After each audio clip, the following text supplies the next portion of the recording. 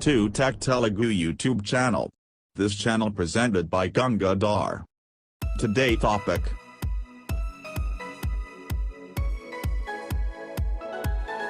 how to test UPS with digital multimeter.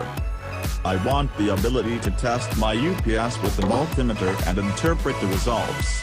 I monitor the AC voltage on a Tri-Pro 600 UPS that supplies my networking switches, routers etc. When the power was pulled, it dropped to 86 VAC for a few seconds, and then plateaued around 96 VAC until power was restored.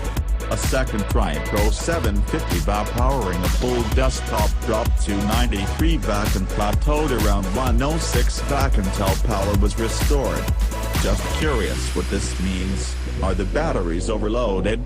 Shouldn't it maintain 120 VAC? Is running at 86 VAC harmful? Is there a better way to test the UPS? Thanks for watching this video.